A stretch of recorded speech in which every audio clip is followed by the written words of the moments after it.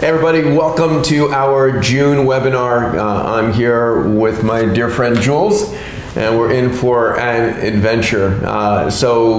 First of all, let me take a second to say we're gonna dive into some extraordinary technology that Jules and his team have been basically inventing and creating that's been the centerpiece of much of the extraordinary things that you see on TV and in feature films.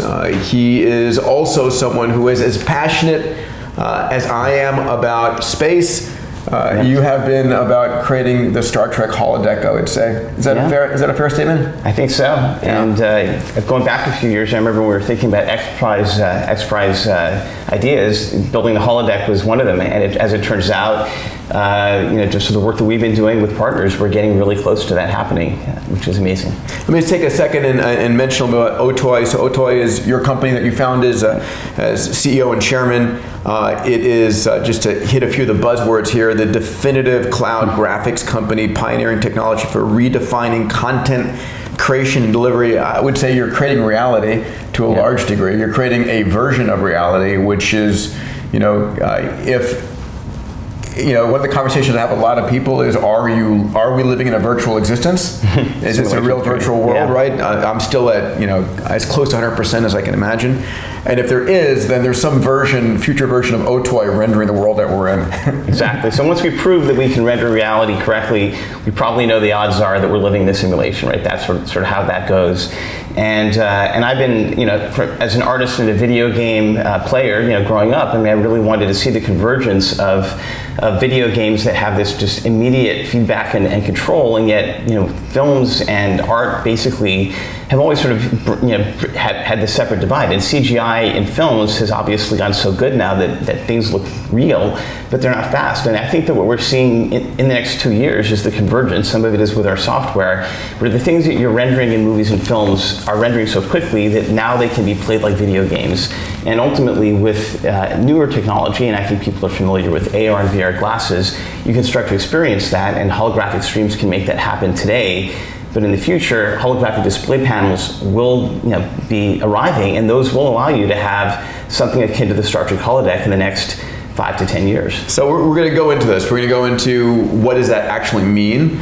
And let me slow it down in a couple ways just to say you're actually, OTOY, your company, has won an Academy Award. Yeah. So can you what did you win an Academy Award for? It was actually our capture work. We have a part of our company is focused on actually capturing things holographically, and we scanned in the assets and people for Benjamin Button, Avatar, and that was what we won the Academy Award for, that team at the company.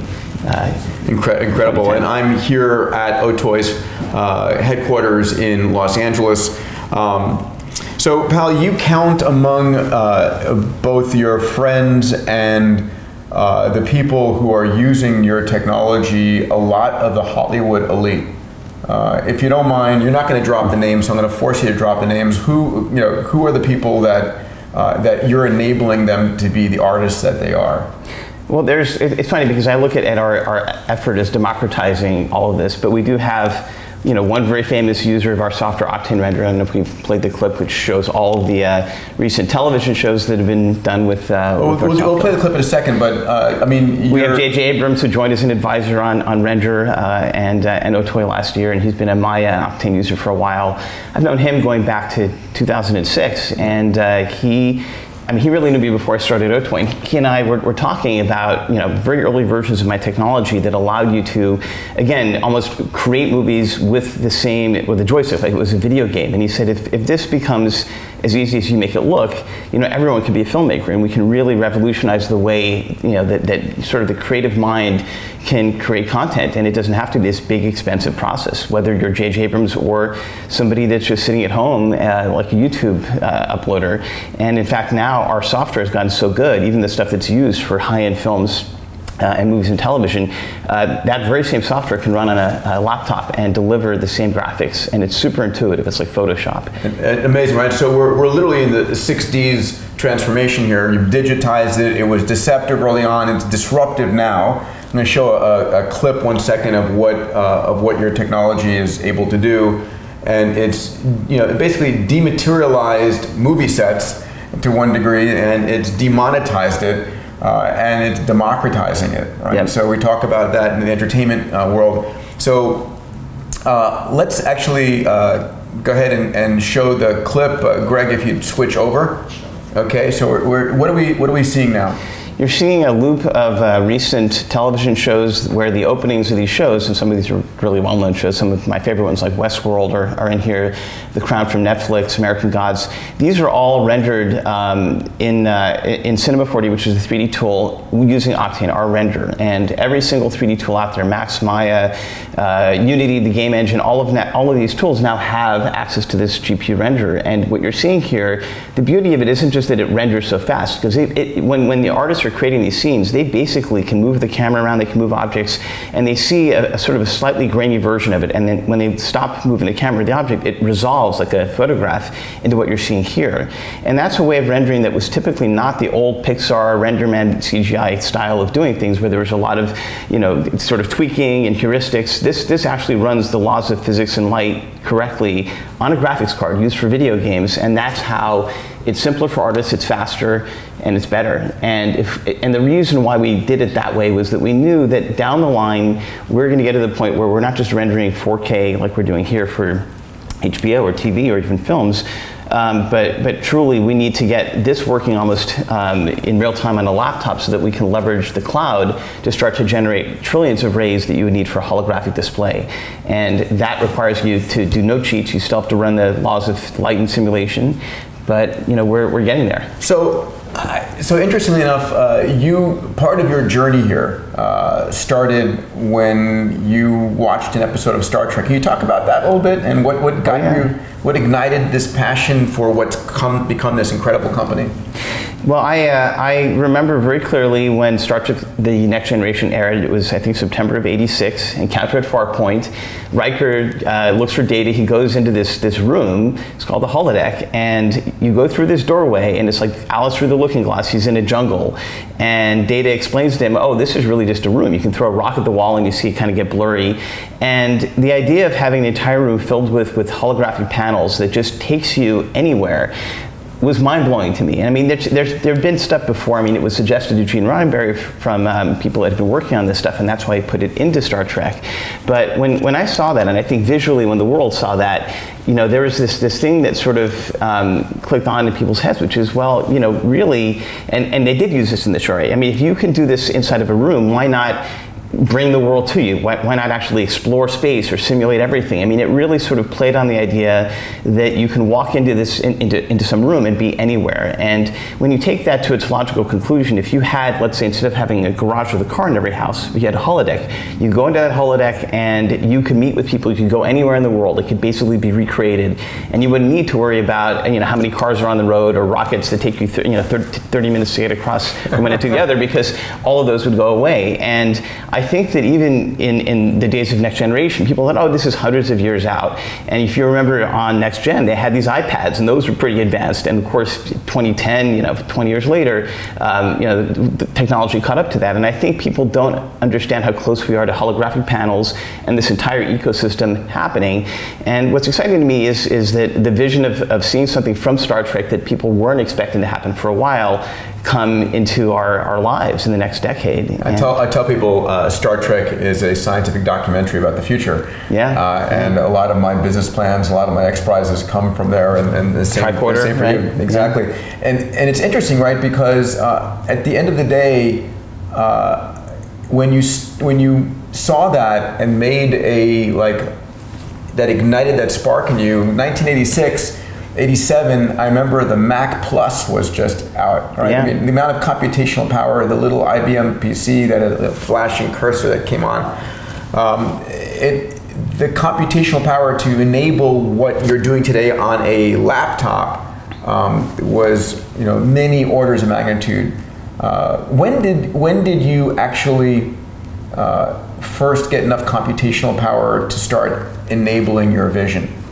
I would say around 2006, 2005, I started playing around with, in fact, what led to the product that we have today. I was leveraging, I figured, okay, if we were going to get to the point where we have something like the holodeck made real, the very first thing is CG needs to look real, and it needs to be really fast, and something needs to change. So typically computers, CPUs, which have been used and still are used to render a lot of films and things like that, they're about 40 times slower than the graphics cards. The problem with the graphics cards that go into a PlayStation or an Xbox is those are designed for video games, and we abused that, or I abused that in the early in 2005 to start building, essentially a simulator that could look as good as what you see in a CG film. And in fact, the very first gig I got was doing shorts for the Transformers movie with ILM's models, and I did it on an NVIDIA graphics card. So seeing that sort of leap, just being able to replicate what you could put in a film and do it on a graphics card and then take that further, that was really where I started to get a lot of traction. And the other big change that occurred in about 2013 was we did a big partnership with Autodesk and Amazon and NVIDIA, where we basically launched this service, which is still around today, where you can run Autodesk software in the cloud, and Amazon agreed to put graphics cards, GPUs, in the cloud. And it was a huge leap forward, because before that, nobody had really been thinking about putting video game cards on the cloud and providing that at scale. And because they did that, we were able to build an entire system in the following years where we could render things like VR with John Carmack, who's another common friend of ours. We basically leveraged the fact that on the cloud you could just take 1,000 GPUs or 1,000 cards, and if you needed 1,000 times more compute power, that scales really well. And our render, as it turns out, is it's like gasoline. If you have 2 graphics cards, it renders twice as fast, 100 times faster. And so Amazon has tens of thousands of these cards, and we can link them all together, and we can render reality and deliver that on demand. So I think about this. So just to put this in context, you actually made a dent in the amount of Amazon cloud computational. I mean, like you were using, how much of Amazon's cloud capacity were you using at one point? Oh, it's worse than that. I mean, it's actually, we were using, for one job, it was one VR render that needed several thousand graphics cards on Amazon, and we were using about 3 of the 8 regions, total and across the world that Amazon has for that. And that was one customer in one night for one 10K VR render, because again, when you're going beyond 4K, when you're starting to get into VR renders, the stuff that we created with John Carmack to 18K, these huge strips, as we get into holographic, I mean, there's not enough graphics cards on not just Amazon, but Google's GPU cloud. We have Eric Schmidt on our board of advisors. He joined because he loved this idea. It's like, oh, Google will be adding GPUs in the cloud, and they have.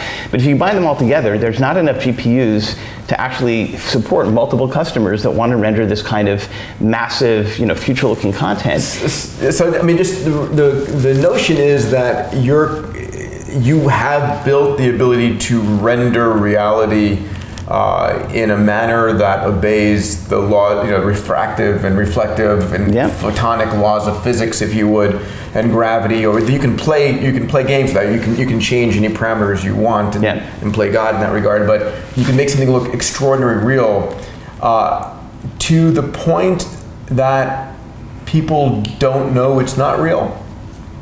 Oh yeah, I mean, even people that post in my own, we have a Facebook group for Octane, and I'm in it all the time, and somebody posted a picture. I was like, is this a photo, or is this a render? I posted today of just some puddles in the grass. It's so good, because ultimately, as long as you have the correct materials, and that's why part of our company is about scanning in things that are hard for artists to build themselves. So Skin, for example, that's why we have Lightstage. That's what we won the Academy Award for. I mean, all the Marvel movies, Rogue One, I mean, all that skin, all the faces for these digital doubles come from Lightstage. But we've also provided a set of materials that go along with a renderer that allow people to just pull in a tree and get the correct index of refraction for water or metals, and everything just looks correct. And even things like gold it's tricky, because the frequency of light changes color when it hits gold. And so that's why running the laws of physics just makes it simple. And all the time, I mean, if you bring in a a model that's been scanned into this system, and you render it in the system, it'll look absolutely perfect. And ultimately, people too? Oh, people as well. Okay. Yeah. So let me push you on a few buttons that are fun for a conversation here. How far are we from having Marilyn Monroe come back and star in a movie? Are we here now? I think we're here now. I think it's just expensive. I think it's expensive. It's expensive in terms of compute time? Animation. Not so much the compute time. And rendering we solved, and as far as capturing, people, we've been doing that for 10 years, and we've been doing that almost longer than any other part of the company, because that was, the lowest hanging fruit was if we built it was almost like remember Seth Brundle and The Fly had this, thing you step into and it teleports you. Well, we have that similar device where you can go inside of something called the light stage, and if you step in there, anything in that volume gets perfectly captured, and it's ready to be rendered in the system. You can relight it, you can do all these things. So we've been able to capture people for a while. What's been interesting is that a lot of those captures are then used by visual effects houses like ILM and Lucasfilm and Weta to transform those into something else. So our Academy Award was for Benjamin Button, where the light stage scan of Pitt and even the sculpture made by Kazoo of the old Brad Pitt, Fincher melded those together, and you end up with something novel. We did some of the interesting effects you don't even notice, like in The Social Network, another Fincher movie, Armie Hammer was he was doubled, right, and that was also based on a light stage scan. So for Hulk, when we scanned in Mark Ruffalo, obviously that data gets turned into the Hulk. So the idea of being able to take somebody that's obviously we need a sound alike, and you need somebody that kind of looks like Marilyn Monroe, but being able to have her give a performance and then drive that with light stage data isn't impossible. And they just tried that really for the first time in a way that I thought was ambitious and fascinating with Rogue One, where we scanned in, it wasn't Carrie Fisher and it wasn't Peter Cushing, but there were two stand-in actors. We scanned both of those in, and John Knoll and the team at ILM basically turned those into those actors. And I think the missing piece, the reason why there's still a bit of uncanny valley, is that it's hard to animate, right, and make it look like Carrie or make it look like Peter Cushing. But AI actually is helping us with the rendering, and it also helps us sort of fill in those pieces. And I think that with AI-assisted animation and performance retargeting, you will get something that looks really, really good, and it will be inexpensive to bring back actors from beyond the grave, and also, of course, to make people young. So we started scanning in people 10 years ago on light stage. We're continuing to do that, and it's their younger versions. You in your youth. Yeah. That's amazing. Let's jump into the next generation. Excuse the pun, and talk about the holodeck. You are working with technology, and I've seen this technology. I was just up in the Bay Area. I won't go into detail yet. I'm hoping you'll be joining us at Abundance 360 this year, along with Philip Rosedale. But the technology to enable the holodeck to come into existence is in the lab today. And it is, and you're powering, if you would, the compute and the required to create the right light paths to render, and then this other company, maybe others, but the one that I've seen is actually the display technology, if you would. So what is the future of the holodeck? First of all, what's a time frame for when you're going to stand in a room that you would describe as a holodeck? How far? It's 2018, mid-2018. When do you think that's going to be here? So I think, and I think we can talk a little. The company that I sort of talked about in the past as being in the forefront of holographic displays is Lightfield Lab, and so that. Okay, I don't want to mention their name. But I mean, and there's stuff that obviously we don't want to sort of they have their stuff going on as well. But their panels. I mean, John Carafin, who runs that company, has been very clear about how the panels work. They're 4,000 dpi. There's this nanofilm that basically just gives you all these trillions of rays, and you have to imagine the way that a holographic display works is that it's still a display, and there's still sort of pixels, but for every single pixel, for every 300, 400 dpi on a phone, for every pixel, there's actually about 100 subpixels that shoot light in every different direction, and that's how a hologram works. I mean, a holographic display in my mind was always like if you shrunk things down so small that you have so many tiny pixels, and each pixel could shoot in just a very specific direction, you could create a white light hologram, and that's exactly what Lightfield Labs has done. And the very first prototype that they built is about 6 inches by 4 inches, and it requires a huge amount of data just to drive that small surface area. And the bigger the surface area, the more data it requires. And so John and I were talking about what it would take. It would take about 2 terarays, 2 trillion pixels or subpixels to create a holodeck. And I think the panels for that, because it's tileable, you can just keep adding more and more panels to a wall, to a floor, and just fill your entire room. And so those panels, I think, will be ready next year, and you'll be able to sort of build any size holodeck you want. It just will start to add up, because those first, just like 4K, it's expensive in the beginning. It's expensive in the beginning, and over 10 years, it'll be like 4K TVs. They used to be, $300,000, and now they're $300. So, So next year, and then coming to you and I in our living rooms or in our offices, I mean, on the order of the next 5 years. I mean, so we're talking about a room that you go in and you're looking around and you see solid people and things in front of you, and there's a variant of their technology that uses acoustic waves to create touch as well, where you can sort of like, if Jules is there and I go like this, I feel Jules, even though he's just a light-filled projection into my eyes. I mean, this is going to transform. So interesting, right? I talk about convergence. I talk about the disruption of technology after technology. So in one sense, what we had was, we had reality before, and then we created television sets, and television sets and screens brought reality to us. And then my friends like Roni at Magic Leap and Scott Hassan feel like the augmented reality goggles are going to disrupt screens. They're right. They're right. But then we're talking about holodecks actually disrupting the glasses. Yeah. So we have this, and then finally, what's going to disrupt holodecks? Well, it's going to be brain-computer interface where you just connect directly to the visual cortex of the brain. We have this continuous wave of disruption after disruption after disruption, and it's fun to play that game. It is. It is, and you can see it sort of playing out over decades, because it is one of those things where the one thing I do like about the holodeck approach, right, to getting rid of screens, because screens are going away. I mean, I think that you've seen almost everyone in this space make some major play around glasses, some unannounced, some announced, obviously, but Google and Facebook are there's Oculus. And Apple's making a lot of noise there. I mean, a lot. Exactly. So and I think that from a perspective of being able to go outside of a room or be in the wilderness and have a pair of glasses that can give you overlays, and that's really cool.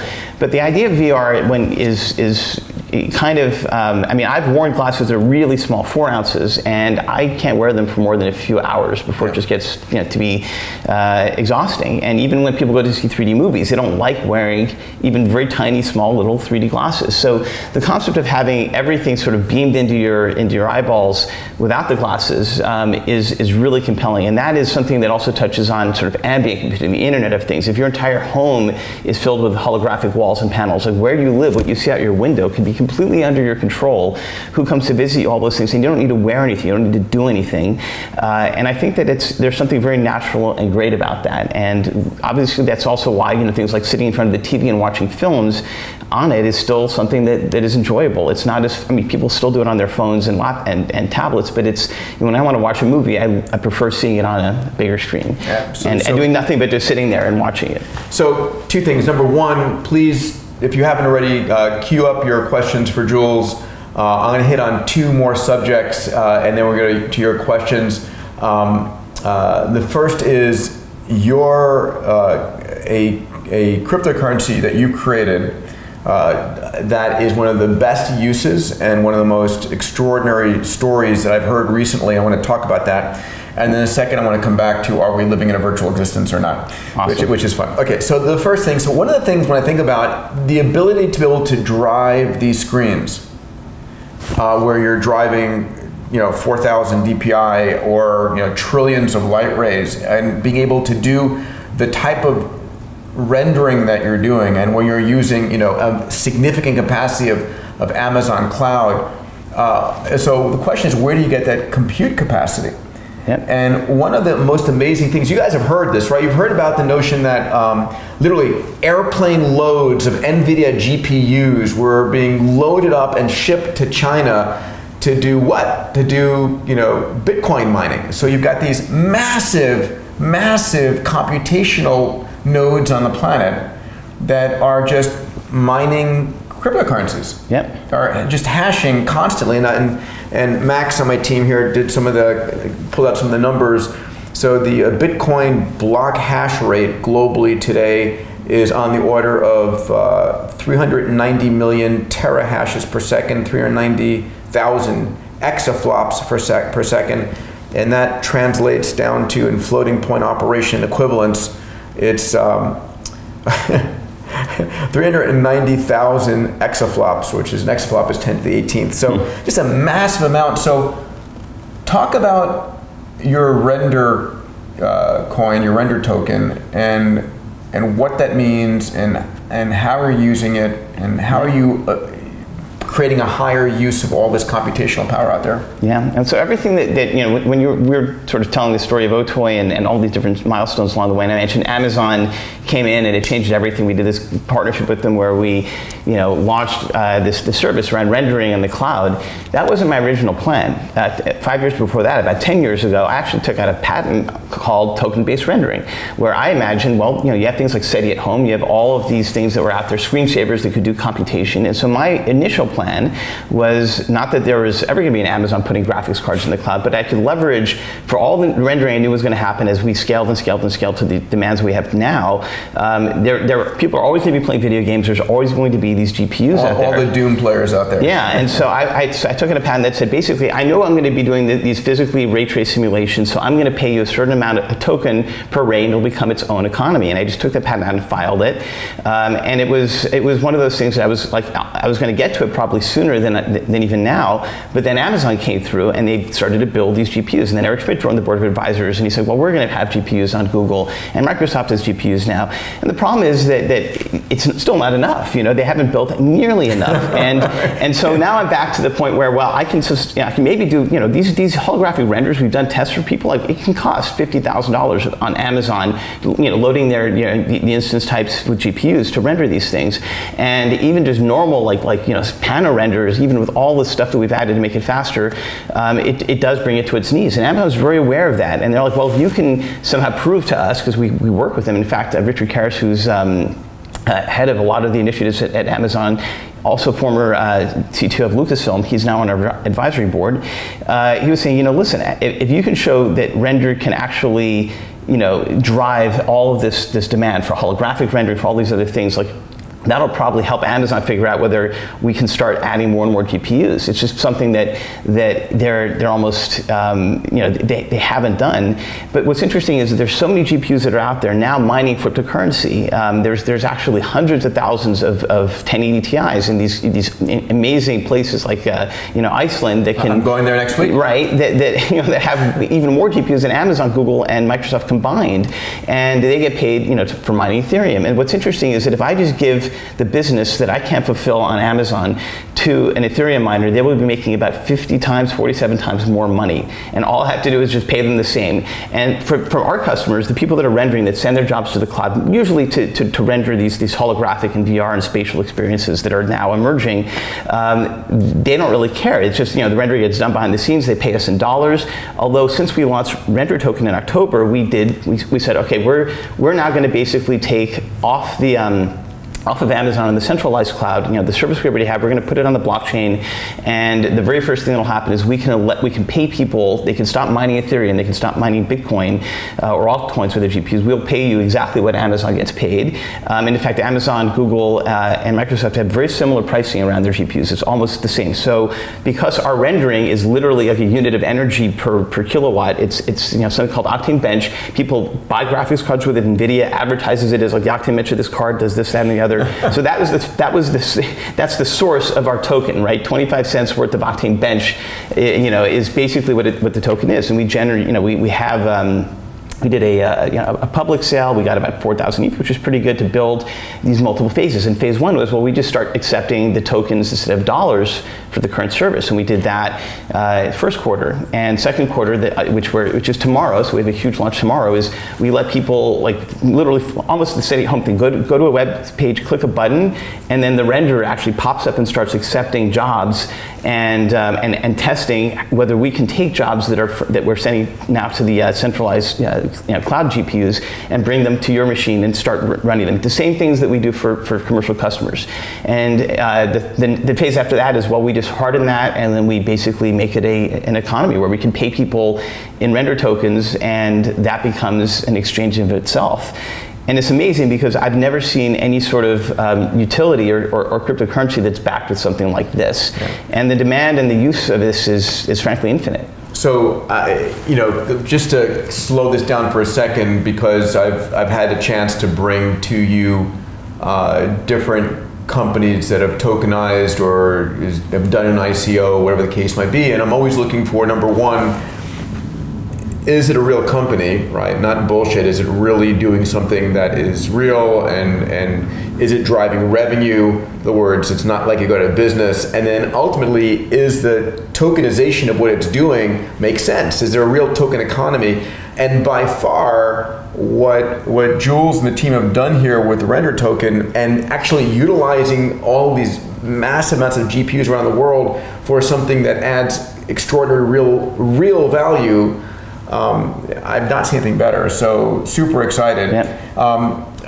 If people are interested in the Render token, I know that you did a public sale. Are you going to open it up again for people to buy Render tokens? Yeah, we're working towards that, and we're also looking at certain private sales. So if they're interested in buying Render token before the next public sale, they can contact us at Render token on Twitter or rendertoken.com on the web. So it's RENDER token, yep. TOKEN.com. Yep. Okay, yep. Fantastic, great. And then will that Render token eventually be on the open market where people can buy and exchange for? Yes, so we're heading towards that. We actually wanted to make that happen after we got through phase 2, which is tomorrow, where we can actually start to see you know, the usage out there of the tokens. But tomorrow you're going to start actually accepting Render token to render jobs. We've already been doing that. Putting them on the exchanges or pushing for that is something we just wanted to be a little bit further along on the actual rollout of that before making that happen. But tomorrow is more for technical. It's a technical milestone where, you know, miners can actually start doing jobs themselves. Like, that's what the first thing was. We started accepting Render token instead of dollars for the system we've been having now on Amazon and other cloud providers for years. Tomorrow we're testing whether we can actually let the average Joe sign up and do those jobs, and then start taking that work away. And then phase after that is, well, now we'll pay you in Render tokens, which is equivalent to US dollars, because that's basically you know, how it's pegged. And then phase 4, which is beyond that, is all about the fact that while we're doing all this rendering, we actually know every single artist, every content creator, their scenes, the way that it's rendered, they have IP rights. So they can basically assign ancillary value to this stuff. I love this. So you can literally, if you render on this platform, you can give someone permission to use it for educational use, or for this use, or for that use. It's like Patreon, but built into the assets themselves. It's amazing. Yeah. Amazing. Okay, we're about to go to questions. Queue up your questions. Hopefully Jerem has them all set. He does. So I was with Philip Rosedale 2 days ago, a mutual friend, the creator of Second Life, the CEO of High Fidelity, who will be with us talking about AR and VR along with yourself at A360. And I sort of feel like AR and VR have gone through their dip and they're coming out now the other side in terms of functional use in industry. They've gone through the valley of despair, so to speak, on the Gartner hype scale curve. And I asked him, I said, so give me a number, 1 to 100% chance you believe that we're living in a virtual existence right now. So I have my number. I'll ask you for yours. What do you know, I'm not asking, obviously you can't calculate it, but just on a gut level, it's for above 90 for me. But I'm not, but what is base reality? That's something, I don't think it's a computer simulation per se. I think it's something way deeper, but there's definitely a simulation layer around us, and I believe that. Okay, so I'm not 100% sure, but Philip was at 80, you're at 90. I'm at about 5.9's reliability on that myself. But so yeah, it's because you're not far from. I mean, if you look at the exponential growth of computational power, I mean, quantum computing is coming online very soon, which will have some interesting implications. I was with Chad Rigetti on Wednesday as well, who's the CEO of Rigetti Computing, and they're doubling the number of qubits every 6 months at his company. Yeah, it's amazing. And by the way, do you know Chad? No, I'd love to introduce you. He's amazing, awesome. Amazing. But at the end of the day, you know, will there be a point in the future in which we can create a reality so rich, so real, so vast that if we unleashed an AI inside that reality, it wouldn't know that it's not within of virtual reality. 100%. I mean, that's really, the photon part of it, the light part of it is already done. I mean, anything that you can basically simulate or see in the real world is something we can now render practically in real time. And yes, the laws of physics and other things. We have Lisa Randall also on the board of advisors to help us figure those things out. And we're going to add all the last missing pieces. So we will have things like redshift to blue shift, so that if you start to go to sea, you can the renderer will correctly do all those things. And what's interesting is that there's that things like modeling the sun is not very. Yes, there's a lot of energy around it, but it's a very simple object, relatively speaking. So there's already a lot of you can see there's a lot of efficiencies in recreating the universe.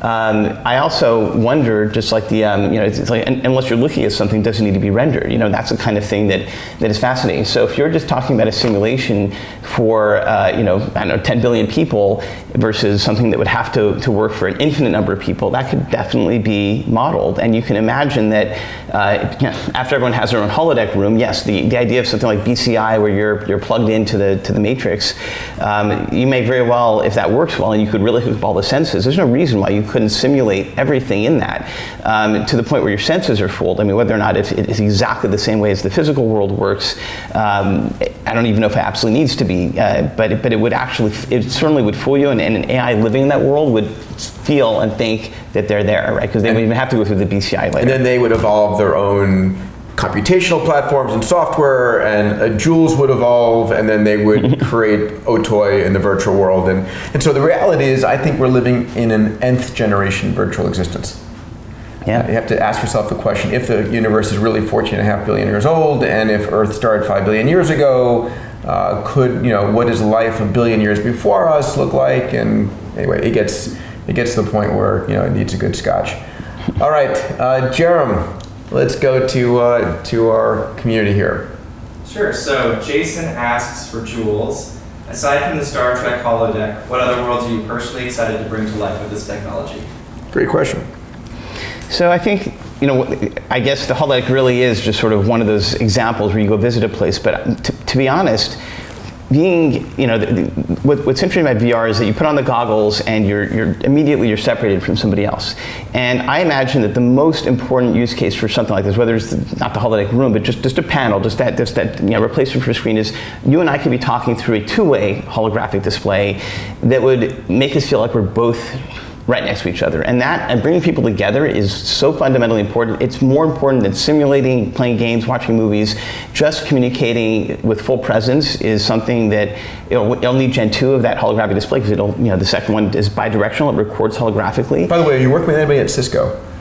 We have been over here and there. Cisco's got their telepresence rooms that right? And the whole idea of putting a two-way light field display that absorbs information and transmits the other side and vice versa is going to be really extraordinary. Yeah, and that's when I was talking about they're not, in the future, people think, sometimes overestimate in certain cases, the big things and not the little things, right? So I don't know if you're going to need vehicles when you will literally be transported anywhere you want through a two-way holographic light field surface.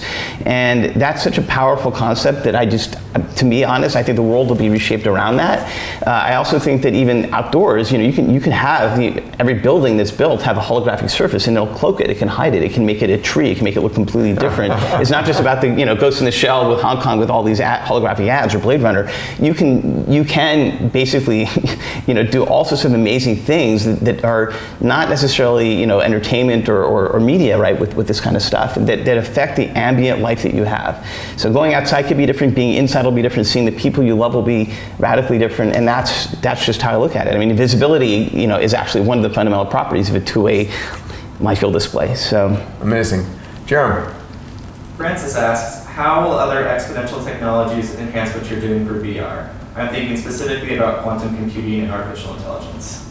So I think quantum computing is well, 3 steps ahead of what, it's super interesting, and I've been thinking about the kinds of algorithms that can give you sort of these, you send out a million different fuzzy operators and you get back a value. That's, with a probability, that's what quantum computing does, and that could be useful for rendering. But I think there's some amazing step functions that are ahead of us that'll make all of this stuff for VR, for holographic rendering much easier. In fact, we're counting on them, and we're already leveraging one of them. AI is critically important. So those renders that I was showing earlier That was Octane 3. That was last year's version of Octane. This year's version of Octane has something called AI denoising, AI lighting. And the AI, as I was mentioning, Octane's very fast. It's almost instantaneous, but there's that grain that you have to wait for all the light to finish bouncing around, and then you'll have a settled image. The AI, after being trained on how a grainy image versus the final one looks, and looking at all the stuff happening in the scene, is now within a second able to finish those renders. So and that also is on those GPUs. Just to slow this down a second, what's happening is you're basically rendering a fraction of the actual image, and AI is filling in everything else. Exactly. What percentage of the image are you rendering before AI fills in the rest, roughly? It's at least 1/10 to get to something that looks really final. So production renders now, I mean, it's like instead of waiting for Amazon to have 10 times more GPUs or GPUs to get 10 times faster, 100 samples looks like 1,000 or even 10,000. And we're going to try to get that down to even lower and lower numbers so we can start to go to real time. On the other hand, we're now getting to trillions and trillions of rays. So even just starting a few samples or a few rays to get the AI going is now going up. And to that end, there's another piece of hardware that we've been tracking for years, which is a specialized ASIC. You're talking about ASICs that are designed. What's ASIC stand for? Yeah, so I actually don't remember the acronym. Some sort of integrated circuit. Application specific. And typically you get an ASIC after you design an FPGA field programmable gate array, which is basically it's like programmable hardware, and then you have hardened hardware. And so ASICs typically are created for a domain that's like largely solved, like video compression for H.264 for MPEG. Well, you know how that's encoded and decoded. That algorithm is stable, so let's build an ASIC or hardware that does that. So your phone's able to decode and encode 4K video because it has a chip that's specifically for that. And instead of a general purpose chip, and this is specifically for that algorithm. Correct. And even a graphics card is still general purpose graphics computation, even if it's very much in parallel. So there is such a thing as ray tracing ASICs, a company that called Imagination Technologies. They used to supply all the GPUs for Apple in the iPhone until the A11 last year, and then they went out of business because Apple literally not using them put them out of business. They had a team there that we'd been working with, and we showed this 2 SIGGRAPHs ago, that had ray tracing hardware, and that was 10 times faster than a GPU. So I assume that it's that wasn't the only time or place we would see that technology. So ray tracing hardware mixed with specialized AI hardware that for example, NVIDIA has Tensor Core processors that are 10x, and Google's working on TPUs, Tensor Core AI hardware for their cloud. So combining those together, we already have the AI chips inside of the latest NVIDIA cards. Maybe ray tracing hardware will come later. That's 100x. Amazing. All right, Jeremy, what do you got? Elena asks, would it be possible to use your technology to create a gallery from the Louvre in any living room? How do you see this technology disrupting the travel industry? So the answer to the first part is yes. I think that's why capture is important. If you wanted to, take a picture with with a phone that's equipped with what we're trying to miniaturize from Lightstage, where it not just captures, left and right or 3D or depth, but also the material properties of surfaces. For example, how reflective something is, you would actually get a perfect recreation of a painting. In fact, a lot of artwork has been brought into Lightstage to be scanned that way. And so we just need phones to be maybe one more generation above where they are now, with two cameras, 120 frames a second, and 4 flashes, and correctly polarized. And with that, you can start to basically just scan in your scene, and that is equivalent to the stuff we won the Academy Award for 10 years ago. Like we can start to miniaturize that down. And if you crowdsource that, which is also part of what Render is about, it's not just about rendering and creating stuff. We can also take photos and data from the real world and turn that into a 3D object or model. And one of the first partners that we started this service with was Facebook. So Facebook announced a camera last year that's a holographic light field camera with 24 different lenses, and that data gets sent to our cloud service, now Render, and we turn that into a 3D model. And ultimately, we're providing that as a service so that as you're recording things, we can turn that into the 3D scene graph, and we can render it holographically. And as far as the travel industry being disrupted, yes, because if you have a perfectly recreated version of the Louvre or anything where you just don't have people, but it looks exactly the same, and you're walking in it, and it's you're lit by it, the environment is as close to the real thing as possible. You don't necessarily need to travel there. And I've been through several of these disruptions where everyone was telling me, well, I was doing cloud gaming, cloud streaming, and everyone was telling me, well, I'd love to buy the discs, right? I mean, it's not, I don't want to lose the physical Blu-ray or the physical, Xbox disc. And of course, that got totally disrupted. Comic books, the same thing. Alex Ross, a very good friend of mine, huge comic book artist.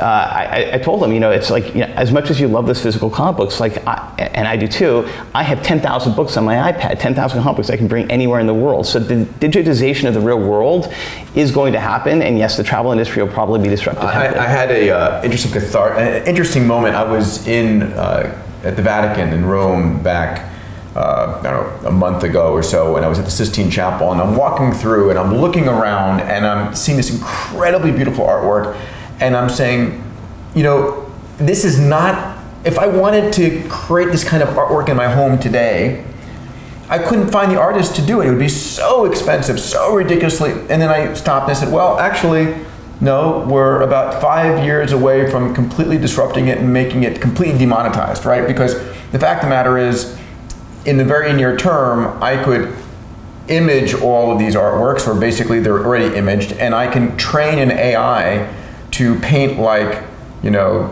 pick your favorite, like Da Vinci or whomever, and it would create a variant exactly like that, and I could probably create a 3D painting machine that would paint my walls perfectly. But then you actually want to disrupt that further, because you don't want to have your walls have just one thing painted on them. You want to have your augmented reality goggles, or eventually your light fields displaying exactly what you want. So we're going from something that was so expensive it was not reproducible to something that is extraordinarily better for 1,000 times cheaper. Yeah. It's amazing. And a lot of museums, you can't touch anything, right? So, the point is the experience literally is identical to a light field display of that very same thing.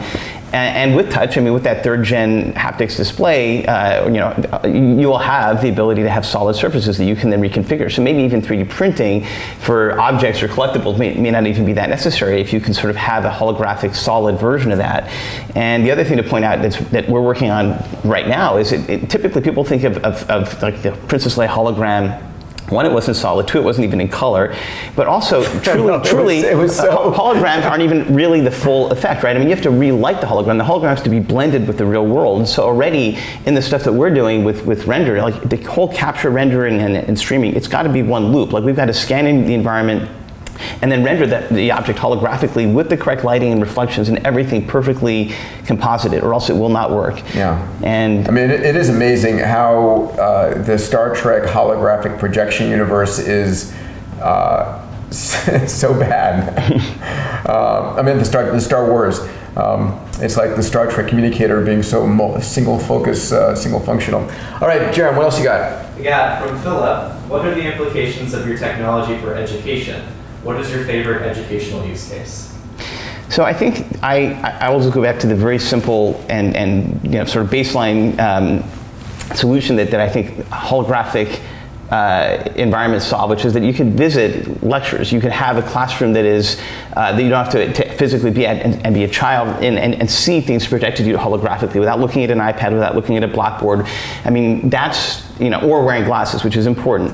So I do feel that the concept of going to college, going to school, going to a lab, going to work, and visiting places around the world, which could even be part of education, right? All those things get disrupted, and the way that a lot of I think HoloLens. When I actually put up the HoloLens, one of the things they showed is, here's how you fix the pipe in your sink, and AR glasses, being one of the use cases for that is that you can see things overlaid on the real world. I think when you get rid of the glasses and you have everything sort of holographically presented in front of you, that could be really interesting, and also could be even more collaborative with touch and with somebody in their own holographic room or with you being able to show you how things work. That feedback loop is really interesting. If I could expand on that, right? The interesting thing is if you're taking a class in biology, the entire class can go on a field trip into the living cell and see what it's like, and let's go visit the mitochondria and then the plasma reticulum, whatever the case might be, or let's go to ancient Greece together. And in fact, you could have there's Plato, but Plato is being driven by an AI that has consumed all of Plato's works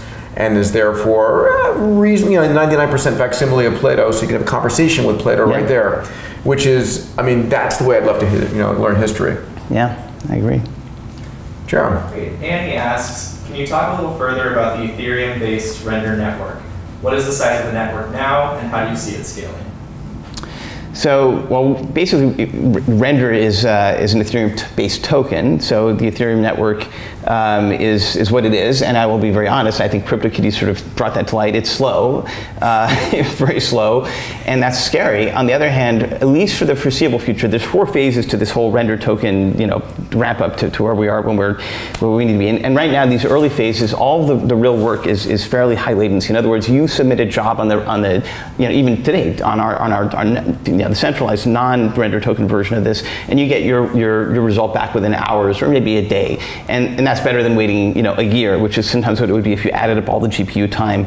So for us, we don't care about the transactions on the Ethereum network being slow for Render token when we're just dealing with essentially units of work energy that are high latency. But when it comes to low latency stuff, and it will at some point, either the Ethereum network needs to change or we need to pick a different blockchain, and we may do something along those lines. We're exploring those things because it is a huge issue with the transaction speed of Ethereum right now isn't great. It's painful. Yeah. Yeah. But again, it is operational. How many jobs have you processed, for example, on the order of with the Render token? So since we haven't launched the phase 2 yet, it's all been based on our centralized version, and we ran. I would say that we've probably done millions of hours of GPU rendering on the service, and ultimately we actually, and I've been very public, and we don't advertise the cloud rendering service all that much, but people know about it. They know about it if they're one of our customers, but we can't, because if we get more than a few customers using these big jobs, there's not enough GPUs on Amazon. And Amazon, they're a partner, they're aware of it, they know about this. Google, same thing. And it's just, everyone's just throwing their hands up like, well, it's chicken or egg, but Render will solve that. And I think in a lot of respects, people were saying, well, this is going to compete with those cloud companies. I think they're going to look at Render as a big blueprint or lesson for how big they can scale or should scale to compete with that. But well, I just love the fact that the entire Bitcoin Ethereum universe came into existence just in time to give you enough GPUs on the planet to make use of. Exactly, it's perfect timing. That's one of the reasons why it happened last year, and everything sort of lined up perfectly for that. Amazing. A real use case for all those GPUs on the planet, consuming, what's the number, 20,000 gigawatt hours of energy. And it's totally wasted, just hashing numbers versus doing actual work that humans want rendered. So there is no wasted energy in our system. I mean, if you're doing a render job and that token is being transacted, it's for a real render. Some human wanted something done with ray tracing, and we're processing that, and that's where the energy of the world's going. And if you go all the way to Dyson spheres and all these possible ways that civilization may end up all being a simulated planet, well, maybe this is where it begins. You heard it here, guys. Okay, Jerem. Great. Here's a good follow-up question to that. Brendan asks, do you intend for the token to be transacted for other purposes, and how do I offer my GPU for rendering? So I'll start with the last question first. You can go to rendertoken.com, and there's a Rocket Chat link. That Rocket Chat link, on Rocket Chat, you have so many people helping you. They will help you get set up for the beta and the final release. And basically, this next week, we'll have users actually with the system tray launcher that allows you to just run those jobs. And it's still going to be a beta. So we're going to be doing test jobs, and it's going to be early, but that process will eventually just open up to everyone in the world, and that should be in the coming months. So rendertoken.com is a great place to start. The Rocket Chat that you can get to from the Render Token website link is a great community. And sorry, and it's based on the first question. What was that? What was it again? The first one was, are you planning to use the token for other purposes? Yes. So sorry, and I was thinking about that as asking. That is actually a whole can of worms, because yes, just the rights management, just the fact that I was saying you can create. I mean, Render Token has a very utilitarian value. It's basically trillions of rays mapped to this kilowatt through this GPU. However, once all that work is done, I mean, you have a unit of energy, just like the rarity of gold or oil or dollars create this base layer. Well, now virtual transactions can be mapped into Render as well. And so one of those things is if you want to have a unique instance of an object, you can say, I want my creation to be only used this way, and I want it to be taxed in Render. I want to have access to this thing taxed in Render. And so being able to use the smart contract system and being able to leverage that with the assets that you create, or even have just rights where I'm creating a remix scene, and there's somebody somebody created this asset, this texture, this shader. All those things, when you submit them, not just for rendered jobs, but into the blockchain itself, where all these different assets are pooled, you can create a tax for its use. And that's one of the ways that you can come up with providing an economy for artists to make money off of, and I think that's really cool. There's also hard problems to solve, like Lisa Randall, Board of Advisors, she's a theoretical physicist. We can simulate. Lisa's great. Yeah, exactly. She wants to simulate, end body simulations, things that we can do on the render network that are expensive on Amazon or impossible. So there are uses. Anything that you can think of for simulation, or having even AI basically, rebuild the scene for you. Those are the kinds of things that we can start to leverage just with the pieces we have already built. So, pal, I think that's our hour. It went by in an instant, but thank you. So thrilled to support your work and to have you help us envision where the world is going. And it's going to be fun to have you and Philip on stage talking about where the world of augmented and virtual and mixed and the world of reality is going. Yeah, but we think a lot alike, all of us, so it'll be a lot of fun. I know it. A pleasure. Thanks, Peter. Pleasure. Always a pleasure. All right, guys, so our next webinar is coming up on July 11th at 1 p.m. Pacific time. We're going to have 4 of our Abundance community members are going to share their impact projects that were inspired out of their Abundance 360 program. And I'm hoping that by hearing what others are doing, you might also be inspired to partner or launch your own moonshot and get involved in this process. I'm trying to, I'm always blown away by the extraordinary entrepreneurs and CEOs in our community, and just giving visibility to what you're doing in the world is going to inspire others to do amazing things in the world, right? We're more empowered than ever before to solve the world's biggest problems in extraordinary fashions. So this is going to be a recurring webinar series that we're going to be hosted by Marissa and Bree. Also, next week, I'm seeing so many extraordinary deals that are coming over the transom in the blockchain cryptocurrency world. It's not for everybody, but I'm going to be sending out an email to the community that says, if you want to see the things that I'm seeing and vetting and getting involved in myself, I'll give you an option to opt in to those. So we create really an opt-in community of those who are more interested in the cryptocurrency tokenization plays out there. So everybody else doesn't feel like I'm pitching on something that's not my intention. It's more just to share with those who are most interested in that. So you'll get an email which will give you an option to get involved in that. Anyway, I hope you're doing fantastic. Enjoy. I cannot believe it's the end of June already into July. So if you're in the Southern Hemisphere, enjoy your winter. Northern Hemisphere, get on your shorts. See you all soon. Take care.